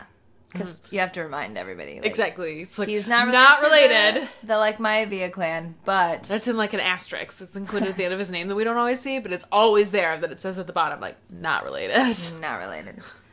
Miz fought a Hardy. I love Matt Hardy. I used to love Matt Hardy during all that. Like, I mean, TNA was garbage in many ways, but, like, all that stuff was amazing. Stuff was great. And he and Jeff, I mean, Jeff is injured, but they're doing, like, fuck all. Yeah. It's bizarre. Except they for let them Reby come and in Matt, on this high note. And their kids were so cute for Halloween. It's Paw Patrol. So cute. So cute. So cute. What an adorable family. Miz won, because whatever. Alexa had a backstage segment where she was like, we should fire some people. And everyone was like, too soon? Yeah, too soon. Too soon, Alexa? Too soon. Seems like too soon. And then Angle was like, get out of my face. You're going to fight Mickey. Get out of here. Asuka murdered a jobber. Yeah. Yes, she He, did. like, beat the shit out of her. Uh-huh. God bless that jobber. God bless that jobber. Whew. I liked too that we got to see Asuka look like crazy. Yeah. That she gets that murder smile. Like she totally was in that zone. I love that. Again, we're totally like pimping hard times pod here, but Elle had another good point where she was like... Elle was just making really good points. I know, Elle was on... They only put out an episode every once in a while, and they're like, bitch, I got this. I'm like, you do got this. You're so good at this. But they made a great point where, like, people who say Asuka always dominates, like, don't actually watch Asuka. Like, Right. it's... Asuka gets her ass kicked for a minute, and then it's like, the rage has filled me to totality, and I will now destroy your life. Like, there's a very give and take in that, and where she comes around and she beats you mercilessly and then wins. Like, her last woman standing match with Nikki was not her just completely dominating her. The reason it was good is because Asuka knows how to elevate people and is very, very good at bringing people to her level. Like, that's why her and Emma have great matches, because Emma is good, but Emma really needs someone to push her. Like, We didn't talk about Leo Rush's comment. oh yeah, Yeah, she really wasn't ready for Asuka. your boy made a mistake. Yeah, it was not a cool thing to say. No, it wasn't. And then it was like, as a family man. And I right? was like, I mean, I'm at least sorry you tried you were to apologize. offended. He didn't, though. He had an apology. It was like, it an apology? an apology is a non-apology where you say, I'm sorry if you were offended. Are you explaining that to me or to the listeners? Both? You I did know. genuinely ask me what an apology was. No, I said, was it? Like, I did. Oh, I think you said, what's an apology? No, I'm was sorry. it? You were I know looking what an down and apology rubbing is. your eyes. And I I'm was like, sleepy. I was just like, okay. I'm like a well, now the child. listeners know. I know, right? Rubbing my eyes. I don't like it. Yeah. I should have come as you as angry baby to your party. I mean, there were a lot of Stellas at my party. There were 3 Stellas at your party. I wish there were more. I should have come as you with my Standing makeup like invitation smeared for people across. to dress up like me every Halloween. Though Helena did, like, was Bobby and good. Kim did a great job, but like Helena, like, really committed. Yeah, I mean, Bobby had fake bangs for Made out of yarn. Yeah, like Helena also had fake bangs. that's true. She did have for She real. bought like clip-in bangs. Yeah, she bought for real bangs and did put her hair up in the thing. The bandana. Yeah, mm-hmm. She did a great And job. literally wore my clothes. Yeah, she said she showed up in another outfit, and you were like, no. Well, she asked me for a shirt. Oh, okay. And then I made her change her necklace because I was like, just wear mine. Yeah, mm-hmm. The choices you've made are not good enough for me. That's why hers was the best, because you were like, literally put my clothes on, bitch. It is flattering when someone dresses up as you. It's pretty It's cool. really funny because she made like a Facebook post, like, or an Instagram post posing as me in her outfit, and then like wrote a whole thing like as I would say things. And then one of our friends wrote, before I read this caption, my first thought was like, wow, she's really stealing Stella's look. And I was like, she nailed it. She had the blazer, she had the bangs, she did the tongue thing. It was really good. She did a great job. It's funny because every time anybody posts as me, they just did the tongue thing, and I was like, do I really do that? It's funny because I don't think so. I don't think that you do it that much.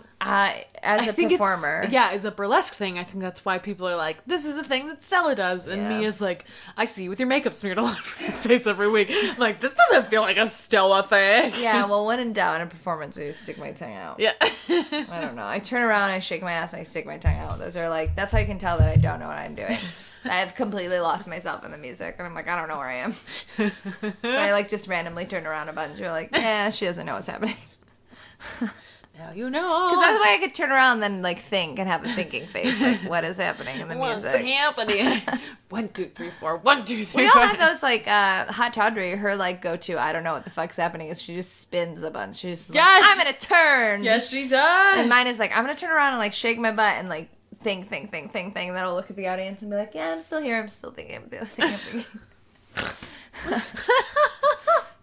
We all have those things. So good. What else happened?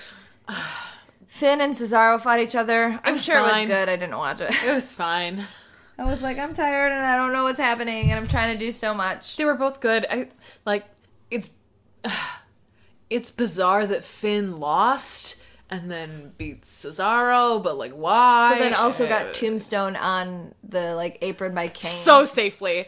I've never seen a Tombstone so safe. His head was like 6 inches above the ground. It wasn't even close. Well, Kane is big and Finn is not big. Exactly. It was like the most like I was like not. I panic about those kind of moves because like that's why Undertaker and Kane are the only people that are allowed to do it. Exactly, because they're so giants, monstrosity tall. Like if Braun can learn how to do it, they'll probably let him do it because he's also very fucking tall. But it like no worries. I had no worries. They do let Braun do it. Does he do a Tombstone? I don't think he does it a lot, but he has done it. Okay. I think there must be like a Tombstone threshold. Must be this tall to Tombstone. 6'6" and above can Tombstone. Anyone below? No, sir. Yeah. That's why they were like, AJ, we don't know about this Styles Clash. And John Cena was like, bitch, I'll show you how. It's not a tombstone. It's not a tombstone. I can't do an Arnold Schwarzenegger voice. If you have a chin, you'll be fine. It's like, it's not a tumor, but like, it's not a tombstone, is what I was trying to do. I did not get that was what you were doing, but I appreciate the explanation. I just can't do the voice. You get it. It's not a tumor. No, I can't do that. It's hard, right? It is really hard. You think it's an easy one, but it's like not. I'm not gonna... a tumor. Not a tombstone. It's the stone. It's not the tomb. Stone. That was bad. That was bad. We're losing it. We are losing it. And then Kane was like, I'm Kane. And then Seth was like, I'm Seth. And then Kane was like, not anymore. Here's what I'm thinking happens. I think that the reason that Finn beat Kane, and it felt very bizarre in the moment, because what the fuck is Kane doing? I think Kane beat Finn, and now beat Seth, and is going to beat Dean next week. Because obviously they set that up at the end of the match where he tombstone Dean, and like Dean will defend anyone's honor, and he's fucking insane. He's the wife. He's the wife. He's like, you touch my husband? Touch my motherfucker, no! And then he'll get defeated next week, and then Survivor Series happens, and I think Roman is gonna retire Kane. I legit think that's what's happening. Like, Kane needs this pre-election bump. I didn't realize he wasn't the upcoming election. He's next year's election. So it makes way more sense that he's, like, out there with this bump right now. Far enough in advance. Also, apparently there are a lot of people in that county. 500,000 people? Is that what they said? I don't know. So, and, like, a decent amount of WWE watchers. Like, so it makes sense that they're doing this. Also, if, like, he's trying to avoid talking about it, retiring from in-ring combat is a great way to be like, I've retired and now I'm here to run my politics. But and I love gives Kane. him a bump. I mean, I love Kane, but also like, yeah, I get it. Roman did retire The Undertaker. Like, The Undertaker premiered at Survivor Series. It's the perfect time for him to come back because his brother's been retired, and like Kane's hand, and they both go. They like walk into the sunset in the like bong bong mist together. Like, definitely, I think that could happen. Also, like maybe Roman gets. I think part of the thing is they can't put Roman on the SmackDown team. But what if or Roman on the Raw is team. not better? I don't know. It's bizarre. Also, did you notice that Bray and Bo and JoJo were all cleared at the same time, and none of the other people with mums were? Super weird, super strange that happened. Well, unless they all got it at the same time and then they just got better. Yeah, but they like Roman's not back. Like, he's not close to back. So. I'm saying it's suspicious. Then where would Roman have gotten sick? From his children. Do you think he's an anti-vaxxer? I had not considered it, but honestly, I don't know. Maybe. I feel like he would vaccinate his kids, but maybe his ex-wife and or wife. I don't know their life situation. I don't know what their life situation is either. Who knows? Who cares? Vaccinate your kids. Vaccinate your fucking kids. Are you vaccinated? Are you alive? Vaccinate your kids. Like, that's the best proof that it works. Like, it is bizarre to me that a whole generation of people who got vaccinated are like, no, this fucks you up. You can't, wait, are you fucked up? Is that what happened to you? No? Okay, maybe vaccinate your kids. Definitely vaccinate your kids. One of the families I used to work for didn't vaccinate their kids.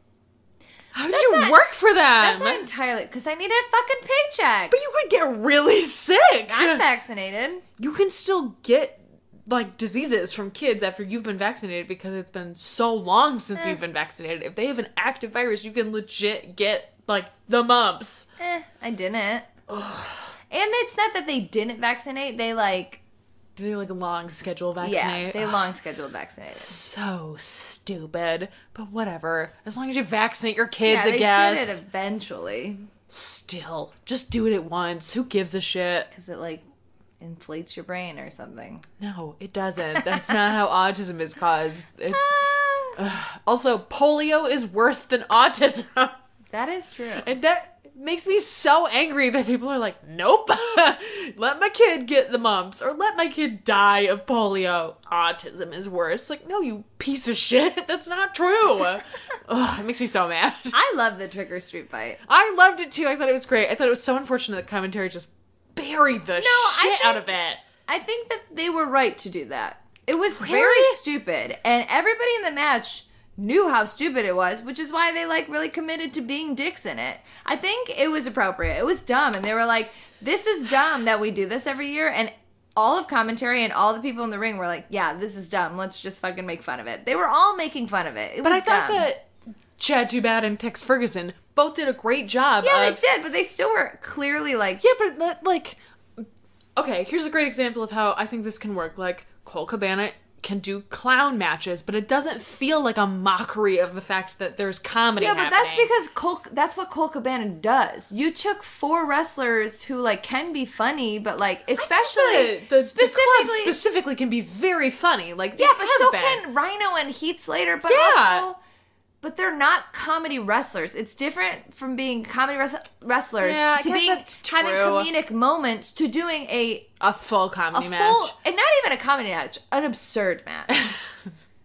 A ridiculous comedy match. They all, I feel like, were making fun of it in the appropriate way. That's true. That's a good point.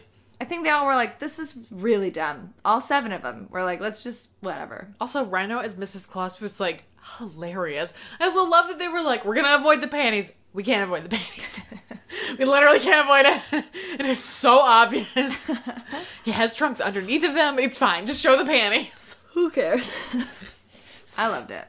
It was like, if you're gonna do it, I thought that was way better than the one on 205 Live, because the 205 Live one had, like, comedic elements, and they, like, tried to be funny, but, like, it wasn't a commitment. It was just like, oh, whatever, there's candy and candy corn kendo sticks, and, like, we're doing some bits, but, like, this one worked way better because they were like, this is a farce. It is stupid. There is that candy match oh my god, I'm totally blanking on her name. The squirrel, the one with the tail, who loves sugar. Oh, I like her so much. Solo Darling. Solo Darling, yes. It makes me think of that match with Solo Darling. The whole ring is covered in candy, and it seems like it's going to be real fun, and then she just beats the shit out of her opponent. Like, that's a way to make that kind of match work without the comedy. But if you're not going to, like, completely disregard the comedy, it does feel very, like, what's happening here? The one in 205 Live, like, there were moments that were fun, but it was just, like, it's either farcical that there's candy corn in the middle of the ring, or it's not. Like, it's not a halfway thing. Yeah, you have to go completely one direction or the other. And, like we were saying, I liked this match on Raw. I thought it was fun. Like, and I liked that they were smart enough to cut the pumpkins big enough to put their heads in them. Like, that was smart. Because last year the club did this same match. The club, not Tex Ferguson. I wish that the club were just like, we're leaving. This is very dumb. This is a waste of our time. They probably get paid a lot. A lot. I don't know, because nobody else gets paid a lot. I wonder what their contract looks like. How long have they been there? 2 years? A while. I mean, it's possible they have a 3-year contract that's real good.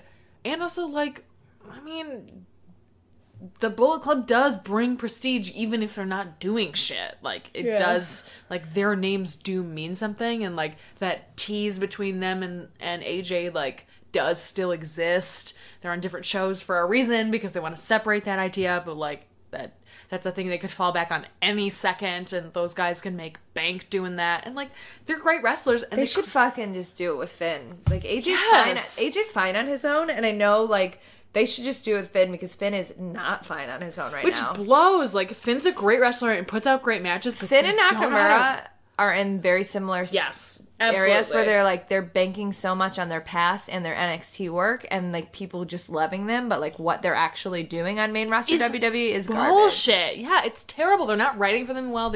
You're right. They completely depend on their past.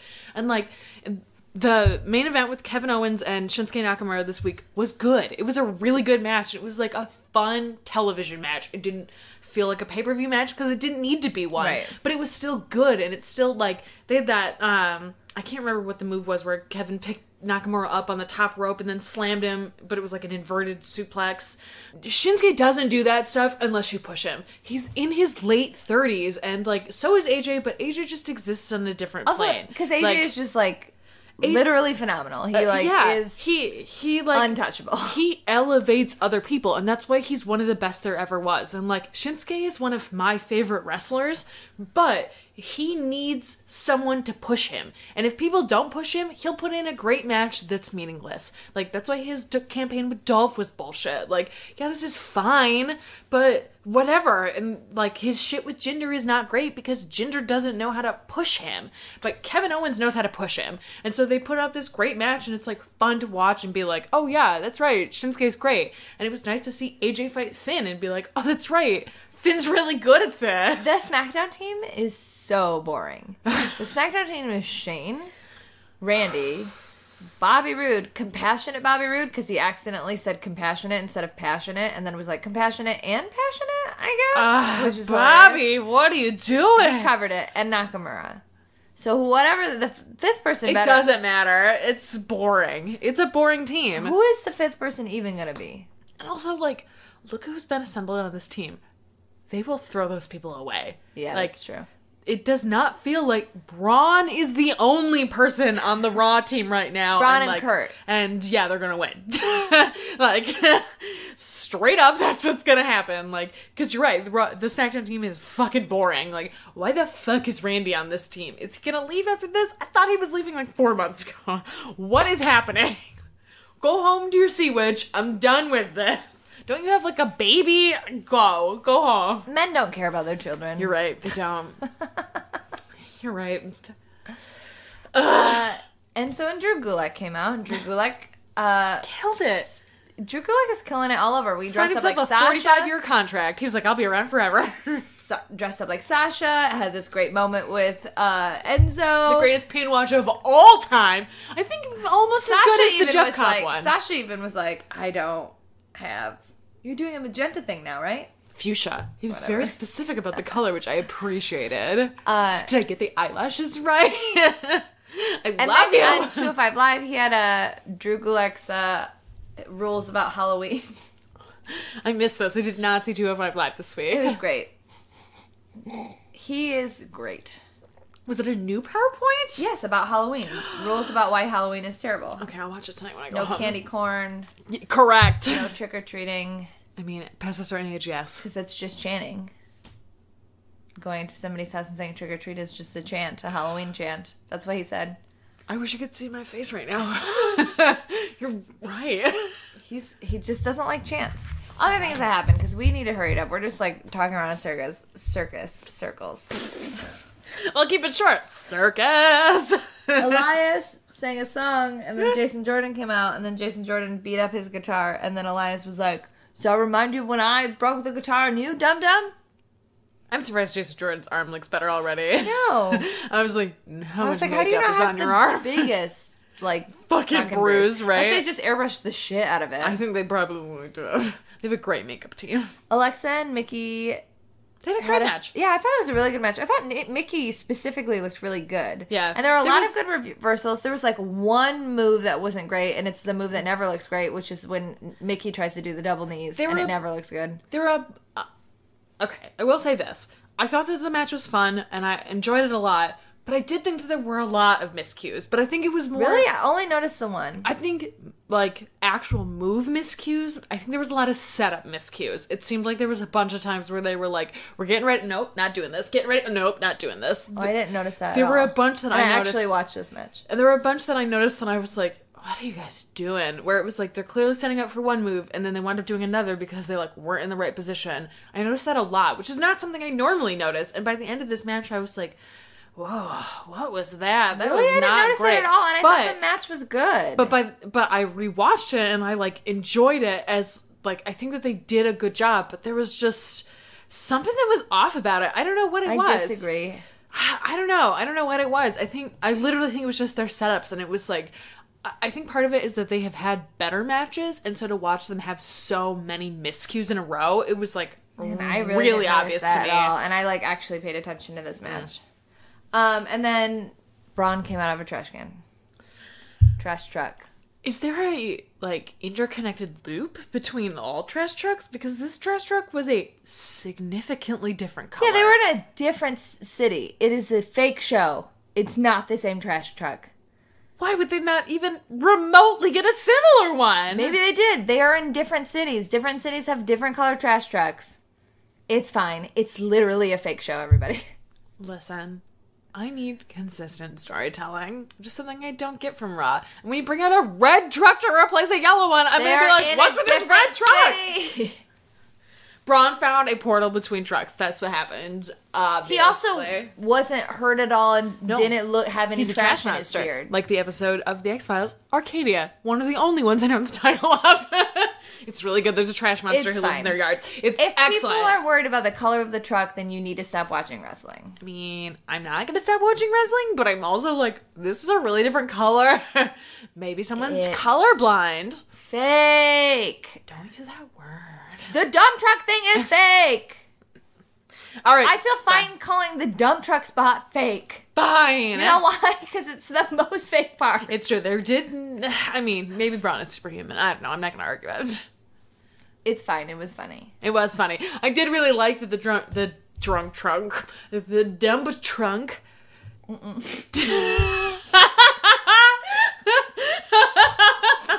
I knew I was wrong, and you were like,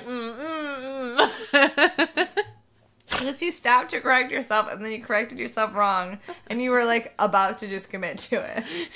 I knew I was wrong, and then you almost figure one. This is a shit show of an episode. It's a shit show. How did this happen? And we don't have an episode next week. We have a pre-recorded episode, so this is just like what we're leaving people with. We're gonna record a teaser. No, we're not. I'm gonna record it next week. We can't. This is ridiculous. We can do it. It's fine. Whatever. Who cares? Okay. Any other things that are important we need to No. talk about? On 205 Live, there's a Drew Gulak thing. Cedric and Swan dressed up like clowns and then fought as clowns against Brian Kendrick, which actually worked really well. It was actually a really good match between Rich Swann dressed like a clown and Brian Kendrick dressed like a mermaid. He wasn't dressed like a mermaid, but his pants looked very mermaidy. Well, that's the thing he does. He looked like a mermaid. Oh, there's a short SmackDown segment, the women's segment We're gonna go back to SmackDown. Oh, we obviously are gonna go back to SmackDown. I don't know. You were like, we're done. We always do Raw and then 205 Live and then SmackDown. Sometimes we don't. Because Raw and 205 Live are interconnected. I think it's fine. The main event of 205 Live was that shitty Fatal 4-Way with Candy. Whatever. But the actual thing, Drew Gulak had an excellent promo, and that fucking match between Swan dressed like a fucking clown and Brian Kendrick was actually really good. There was a moment that really pissed me off in 205 Live, though.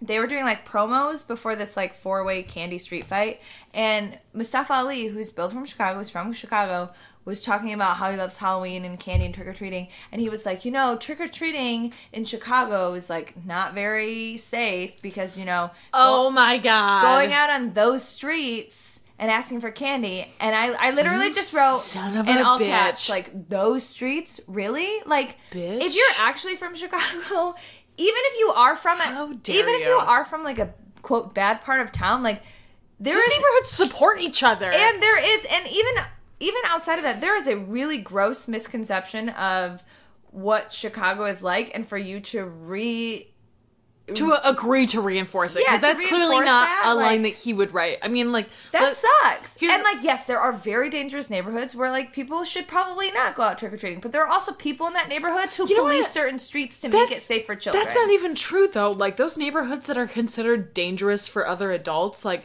those neighborhoods police each other because they understand that they're... and they do, but this is a big city. There are legitimately dangerous areas. That is true. Chicago does have a high murder rate. That is true. There are a lot of things that people talk about are true, but they talk about it in a way that is unfair and untrue, and don't talk about racist, and don't talk about the women who stand on the corner and protect the kids who walk through school, and probably do that during Halloween, and all the people who are working to make their streets safer for families and for kids, and the young kids who are working really hard to make their streets safer. And it was just like, really, dude? Fuck you for saying that. And like, the one thing I will say in like, as a con against Mustafa Ali, like, he is from Chicago, but he's also from the suburbs. And he used to be a cop. Yeah. And so, like, that's part of it. Like, yes, you experience extreme racism because you're Muslim. Absolutely. 1,000%. Definitely not going to discount that. But you can also be racist as a Muslim. Absolutely. And to, like, live as a cop. And to, especially as a cop. And so to live in the suburbs and be like, these streets of Chicago is especially egregious. Like, that's, first of all, not true and, like, not representational. And you didn't come from that area. And it's really offensive to say something like that. It was just, like, really offensive. And I'm sure and I love Mustafa. I know. I'm sure it went over like a lot of people's heads, but as somebody who like lives in Chicago and like cares about Chicago, and like having and hearing like our president so defensive and of Chicago, hearing about our president saying all that shit, and then I go home and like my ignorant uncle is like, "Oh, Chicago, right? Like so dangerous." Like people ask me about how dangerous it is. Do you live in the safe area of Chicago? Yeah, you know why? Because it's super fucked up and segregated. Because we have this I'm white. Literally why? And because we have this fucked up idea of what Chicago like should be, and like it is so segregated and so fucked up, and there is a lot of stuff wrong, but like I don't need you out here reinforcing it in a fucking shitty candy match. Absolutely. And like, so I got really mad. It's so shitty. Oh, that makes me so disappointed. I was really pissed. Oh, Mustafa, no, you're so much better than that. Yeah. He also was really a cop. Upset. Everybody remember that he was a cop. He was a cop. That's true. All cops are bad. I'm sorry, but they are. I'm not sorry. You know, I'm fucking not sorry. They are bad. They're taught systemic racism through their training. And, like, what can you do about that? It happens. And we need to abolish all cops. No, we're not going to live in an anarchist society. I don't want to live in anarchy. I think that there are also not all exceptions to having cops, but like I think abolishing prison and prison labor and the militarization that is totally different than cops. It is not. It is absolutely connected. It is connected, but that's just like a big jump from like what we were talking about. No, I think they're absolutely connected. I think abolishing both of those systems is very important because they both exist because of very systemic racism. No, I absolutely agree, but like we're never going to abolish cops. And not all cops are, like, they are taught bad things. But I don't think it's fair to say that everybody is bad. Like, that's not fair. No, I think that all of their training is bad. Yeah, I think that's not what you said. No, I think all cops are bad because of the systemic training that they receive. I think that you receive a training regimen as a cop that makes your policing bad. Yeah, but I don't think as a now person, you're saying that, but, like, I'm just saying, like, as a clarification, all cops, capital C, as a job, are bad because of the systemic racist training that they received. All cops, lowercase c, as people, not necessarily, but that stuff does also bleed. Like, I don't want to say that about Mustafa Ali. I legit think he's a good dude. But also, he did receive training that leads him to believe these streets are bad. Like, I think that that's a legit point to make. Yeah, absolutely. It was just, like, very disappointing. Yes, absolutely. I completely agree. I'm still going to watch 205 Live, and then I will make my own judgments about it, but I will probably be in advance offended. It's like a throwaway line. That's so disappointing. Yeah, where he's like, these streets were really bad, but I had to go out because I love candy. Yeah, it was fucked up. It was super fucked up. Shane came out and talked for 25 minutes. I completely skipped all of this. I didn't listen to a single word that he said. I just fast-forwarded. Dolph and Bobby Roode had a 2 out of 3 falls match. Skip this whole match. Didn't care. One of the falls literally happened on a commercial, because I guess, LOL, who cares? Didn't care. Watched the whole thing on fast-forward. Didn't give a shit. Bobby Roode really messed up his promo in the end. New Day had... Compassionate. You're not a baby. Are you a babyface? I don't know. Maybe he is. He accidentally said compassionate instead of passionate, and then he said passionate. But he didn't, to his credit, he didn't go back and be like, I meant, and he didn't stumble. He just, like, pushed forward. Like, he covered his gap. True. Good improv. Yeah.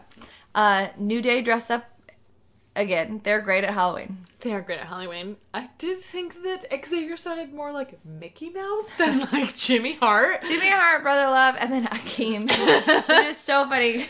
That was so funny. The red face was a little weird. I was like, well, Bruce Pritchard had like a very red face. I know he did, and so it was like, this feels really appropriate, but also like, Yeah, I thought it was funny. I liked it, and I didn't think it was, like, offensive, but it was also like, what is happening here? Yeah. I just love that when they were talking to Rusev or whatever, Biggie just kept saying, Sucka, Sucka, Sucka. It's like, I'm committed to this character. Oh, yes, he was. Also, the Biggie versus Rusev match was really good. I really enjoyed it, yeah. I like when they use New Day as singles competitors. I want them to exist as singles competitors for a minute. They don't need them in the I tag agree. division right now. Like, let's elevate some of the other people who are there. The Usos gave an interview where Gable rapped again. Better. This was better. Well, he had backup from Shelton this time. Shelton was like, bitch, you're not doing this alone. Jinder gave a trash promo. Skipped it, didn't care. AJ killed a Singh, and then they beat up AJ. Skipped it, didn't care. Backstage segment with Sammy and Kevin where they just were like thrown out on each other. And also we're right. speaking truth about Shane. Speaking the truth. Bludgeon So Brothers. they're totally letting in Raw next week, right? That's, yeah, they that's have what's happening. to. Okay. Or they like fuck them over at Survivor Series. They do something. Yeah, for sure. Bludgeon Brothers had another thing where they hit things with hammers. Skipped it, didn't care. Baron Corbin and Sin Cara had a match. Baron Corbin Skipped it, didn't care. Baron Corbin tried to take off Sin Cara's mask. Yeah, I and did then see that. Sin Cara gave an interview with Renee where he was like, this mask is a part of me. Also, Sin Cara signed a new deal. Also has like a deal with Reebok. Also is getting a bush. Why?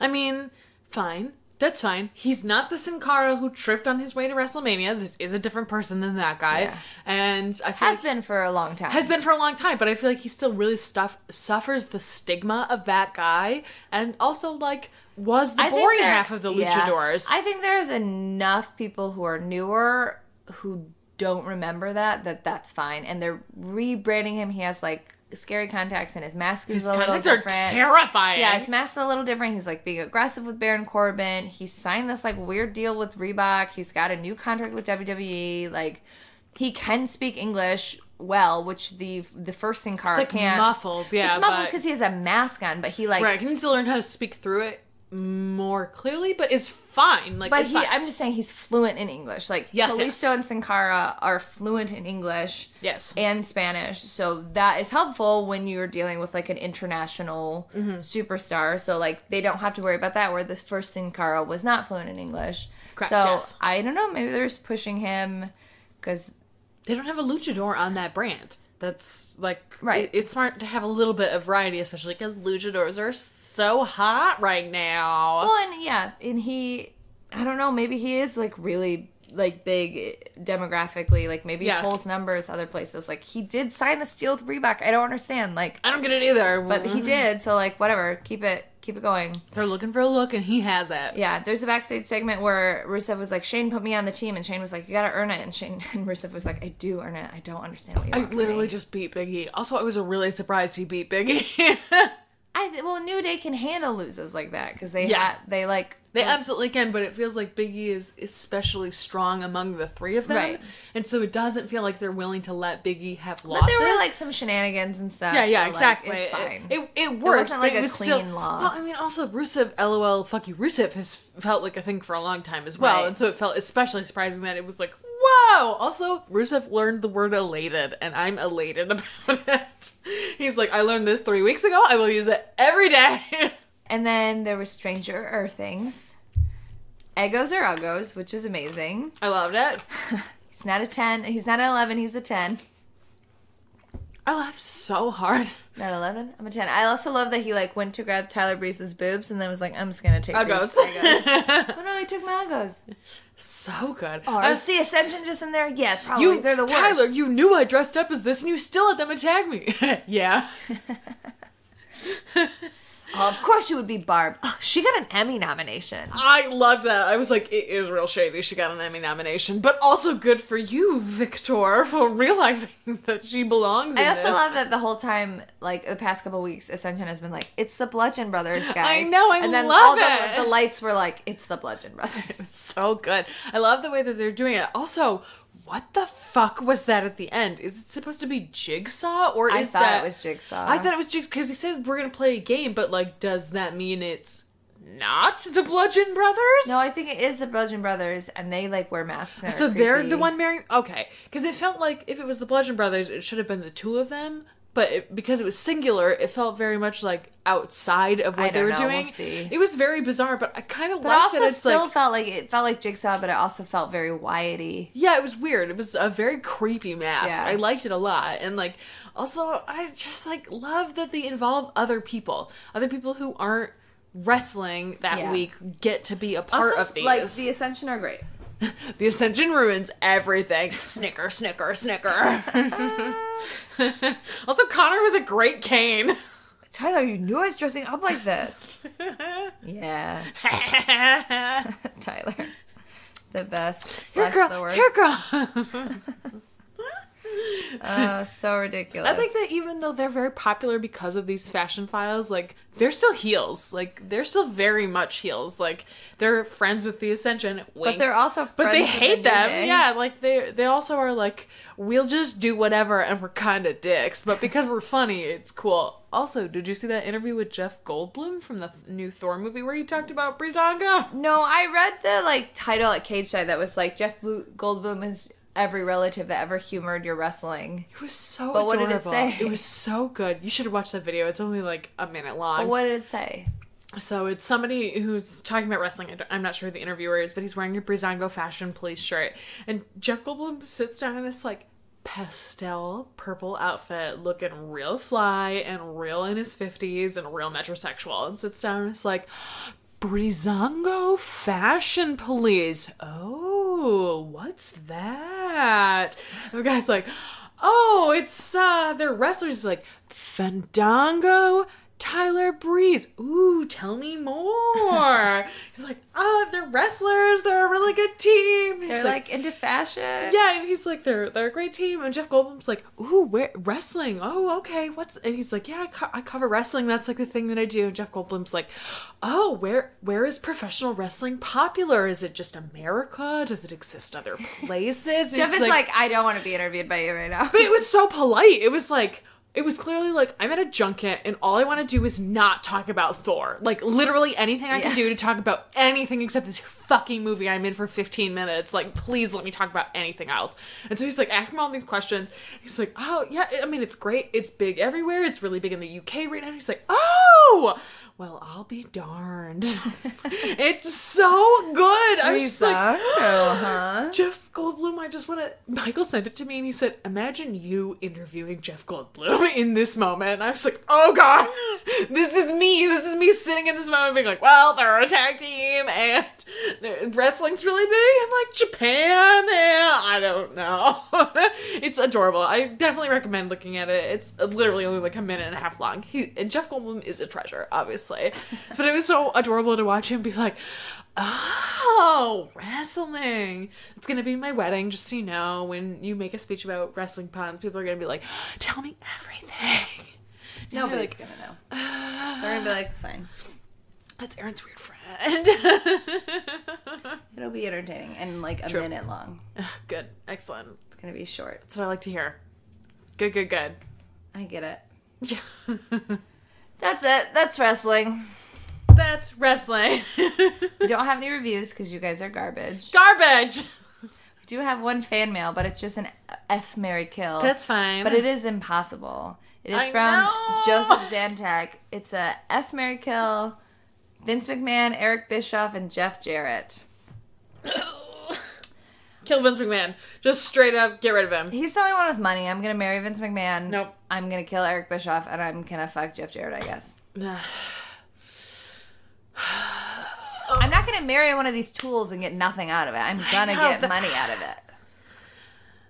He can have his affairs, and I will have his credit card. Oh, no. I don't legally bind myself to a McMahon. Absolutely not.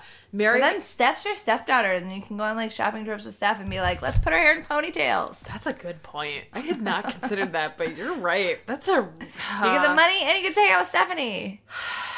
I'm killing Eric Bischoff. I was gonna marry Eric Bischoff. No, mistake. No, that's actually not true. I'd probably fuck Eric Bischoff over Jeff Jarrett. I would not I don't know. want it. Jeff Jarrett would sing to you with his guitar, I guess.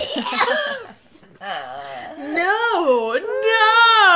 Eric Bischoff is just so disgusting to me. I couldn't. He's better looking than Jeff Jarrett. Yeah, but, like, he is, like, That's why you fuck him and move on. He's like the personification of like slime and sleaze. Like I can't. Jeff Jarrett isn't? Not like Eric Bischoff. Not like Eric Bischoff. I disagree. Mm-mm. I completely disagree. I think Jeff Jarrett is way skeezier. I would, no. Mm-mm. Mm-mm. Nope. Mm-mm. Eric Bischoff didn't marry one of his co-workers' wives and then be a dick about it for like a decade. I just... No. I can't. I just cannot. At least Eric Bischoff is like, I'm only relevant because of my time in the past, and Jeff Jarrett is like, I'm still relevant. No, I still can't get over Eric Bischoff. I will murder him. Here's some news related to this. News we didn't talk about. WWE will pay for you to go to rehab if you've ever worked at their company. Which I didn't know. Michael was like, oh, you didn't know that? And I was like, how the fuck would I know that? They don't advertise that shit. We won't pay for your healthcare. We don't care about you at all. But we don't want the stigma of you being a drug addict. It's bizarre. They'll pay for your rehab ever. If you ever have worked for them or had any kind of contract, they'll pay for your rehab. Also, if you're under a current contract with them, they'll pay for your Uber. Like, all of your Uber fare is paid for because they don't want people to drunk drive anymore, which... Super smart. Honestly, very, very smart. People who travel all the time, like, have them take an Uber from a bar to a hotel room. Like, it's probably way cheaper to do that than to deal with court costs. Like, I totally 1000% understand that. But, like, give them insurance. It doesn't make any sense. Just give them insurance. You make these, like, weird concessions. Like, if you're injured in ring, you get surgery for free. But if you're not, like, it's so bizarre. Like, wouldn't it be way more sensible? Your employees still have to pay for insurance. Yes, exactly. Like, it's so bizarre. That hard to, like, just figure out an insurance I guess most rehab doesn't accept insurance? I don't know. Like, maybe... Just give them insurance, you guys. But at the same time, it's like, if you get eventually addicted to drugs, we'll pay for it. But also, like, why don't you give them insurance? Addicted to drugs because of what we make you do Because we don't give you insurance. Like, you're in debilitating pain because you can't go to the doctor, so you get addicted to drugs, but we'll pay for your rehab, but you still can't have insurance. Like, what? Like, I don't want to take away from the fact that it is excellent that anyone who has ever had a contract gets to go to rehab under WWE. Honestly, it means they get the best rehab. It means that as much time as they want to commit to it, they're going to get that rehab. And they will come out the other side better if they commit to it. And WWE is gonna pay for it. But give them insurance! Like, I can't even get into it. It just makes me so angry. Anyway. Where can people find you on the internet? I'm at Sella_cheeks. I'm at Urgency. You can find us on CageSideSuits.com and notyourdemographic.tumblr.com. You can send us an email at notyourdemo@gmail.com. And you lazy little bitches should rate, review, and subscribe. It's my wedding! You're not little bitches. You're wonderful. I You're love all you. wonderful! I'm just very sleepy. I know, she is very sleepy. I do love you all. I'm sorry I called you bitches. I'm sorry I hated, like, I threw a lot of shade on Australia today. We love Australia! Maybe. I've never been there. I would love to go to Australia. I'm scared of spiders. I'm not scared of spiders. I'm scared of dying I'm scared of Australia spiders, and I'm not scared of American spiders, so I think that's okay. Even though I had an insane spider bite on my arm for like 3 weeks. For a bit, yeah, it's like true. Huge I know, bite. I saw it. It bruised. Do you remember when we lived together and I had those like 3 big ones down my arm? They were like welts all the way down my arm. Spiders are fucked up. Like, I never kill spiders if they're chilling in my house. Like, I don't care. Oh yeah, I'm like, do your business. Also, don't bite me. Don't fucking bite me. If they're fucked up. I think it's my line. If they're in my bedroom, I will kill them because that's when I get bit, is at night. And so if they're in my bedroom, I will relocate them. Usually, sometimes kill them. If I'm like, it's 11:30, I'm done. I'm sorry, spider. You made a poor decision to appear right now. I'm sorry, spider. Get out of here. I will apologize to the spider, but then I will kill it. Most of the time, I'll relocate it. But the rest of my house, I'm like, who cares? I'm not gonna care. In Australia, you have to run away. Yeah, because it's the size of a dinner plate. How do people survive in Australia? Get out of your house. That's how you survive. How are animals alive in Australia? I don't know.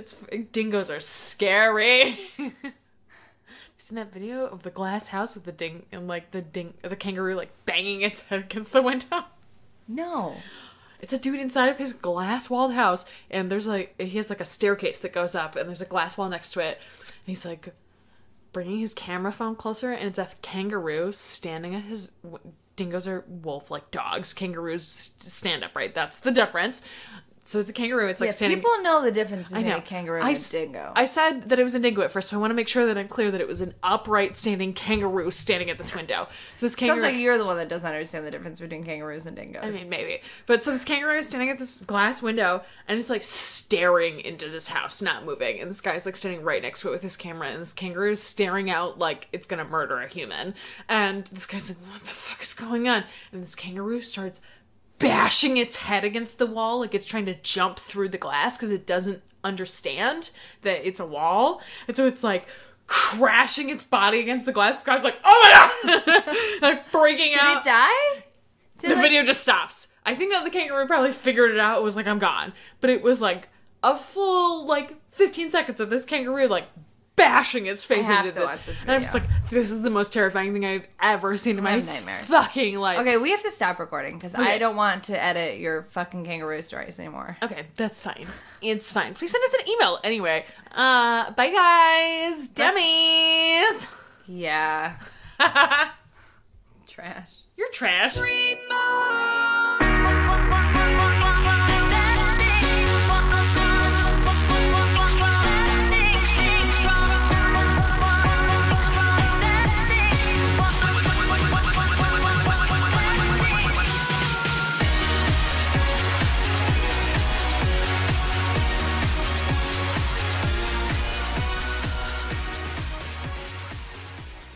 Progressive presents Mindfulness with Flo. Before you lies a beautiful meadow. In that meadow, Progressive Direct has placed its auto insurance rates alongside those of competitors. You select the lowest rate and feel a great sense of calm. A great sense of... Compare Progressive Direct rates with competitors' rates so you can rest easy. Visit Progressive.com. Progressive Casualty Insurance Company and affiliates. Comparison rates not available in all states or situations. Prices vary based on how you buy. Hi, Giant shoppers. It's your Shell cashier here to tell you about a new way to save even more on Shell fuel. Really? Now you can link your Giant account to a fuel rewards account, which means you can combine your gas rewards points with the rewards earned from shopping online, dining out, and more. Wow. Plus, tack on the additional everyday savings at Shell. Sweet. In the business, we call that a big savings opportunity, but you can call it... Woo! That'll do. Visit fuelrewards.com/giant for details on how you can start saving even more on Shell fuel today. At participating Shell stations, restrictions apply.